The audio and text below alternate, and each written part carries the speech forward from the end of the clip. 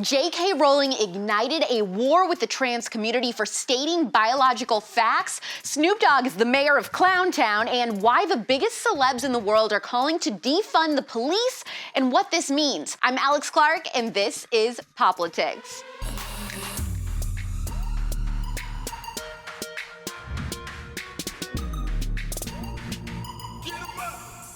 J.K. Rowling is basically Voldemort after she called out an op-ed over the weekend that included the phrase people who menstruate instead of women who menstruate as an effort to be more inclusive. You foul, loathsome, evil little cockroach! She tweeted the article and said, "I'm sure there used to be a word for those people. Someone help me out.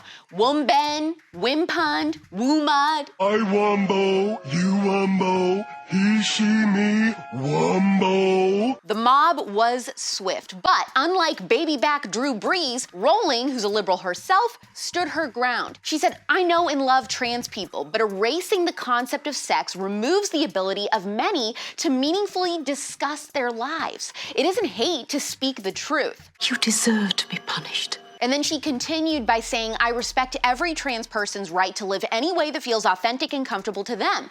I'd march with you if you were discriminated against on the basis of being trans. At the same time, my life has been shaped by being female. I do not believe it's hateful to say so."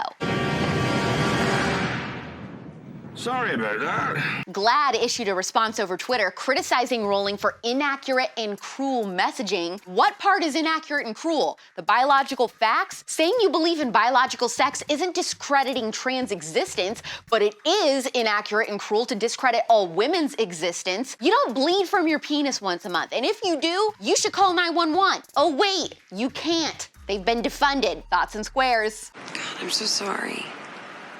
Good luck. Snoop Dogg has been one of the loudest people the last 4 years vocalizing his hate for President Trump. He even depicted his assassination in a music video. Turns out, though, he said in a new interview that he's never even voted, and this year will be his first time. You've got to feel so dumb. Looney Tunes has a new update on HBO Max. I feel like I'm talking about a different cartoon propaganda every single day now. Elmer Fudd isn't gonna have a gun anymore. Shh. Be very, very quiet. I'm hunting rabbits. The executive producer is apparently cool with a scythe and explosives, though.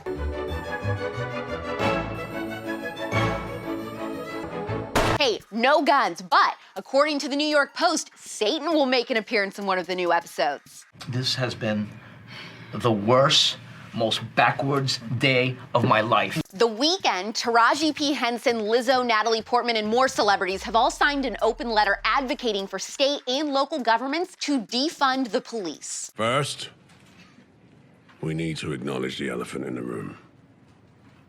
Francine. Happy birthday. Minneapolis is actually doing it. They said they're going to start dismantling the police department immediately. The irony, of course, is that they're saying this is the right thing to do because Black Lives Matter, even though we know many more Black lives will actually be in jeopardy because of this decision. Do you understand that the word dismantle or police-free also makes some people nervous? For instance, what if in the middle of the night my home is broken into? Who do I call? Yes, I mean, I hear that loud and clear from a lot of my neighbors. And I know, and myself too, and I know that that comes from a place of privilege, because for those of us for whom the system is working, I think we need to step back and imagine what it would feel like to already live in that reality. Daily Wire's Matt Walsh made a great point today. He said the vast majority of Black men killed in the city aren't killed by cops, they're killed by other Black men. So if we get rid of the cops, do those murders magically stop? If not, who investigates and seeks justice for those victims? Or do we not care about justice for them? Yesterday, these defund the police radicals defaced a Sir Robert Peel statue, the founder of modern policing. They wrote ACAB, which stands for All Cops Are Bastards, and drew the communist hammer and sickle next to it. Why would they do that? Because this isn't about reform. They want communism, one of the most murderous economic regimes in the world. This is straight up communism, and I'm stopping. First of all, get a gun. And second of all, if you're in Minneapolis or New York City, get the hell out of Dodge. Oh, let's go, let's go, let's go, let's go, let's go! Don't forget, you can listen to POPlitics. Just subscribe on Apple Podcasts, Spotify, iHeartRadio, TuneIn, and more. Leave a 5-star review. That helps me so much. And then before you go anywhere, make sure you like this episode, leave us a comment, and share it to your stories. Also, go to my page at @RealAlexClark. I made a very special announcement today that I'm really excited about. We're back tomorrow at 4 p.m. Eastern, 1 p.m. Pacific. It's pop culture without the propaganda every single day. I'm AlexClark, and this is POPlitics. Please subscribe, thumbs up, share this video, and ring the bell for notifications so you never miss the conservative. And make sure you're following this show at POPlitics on Instagram for even more CUTEservative content. Click below to watch yesterday's episode.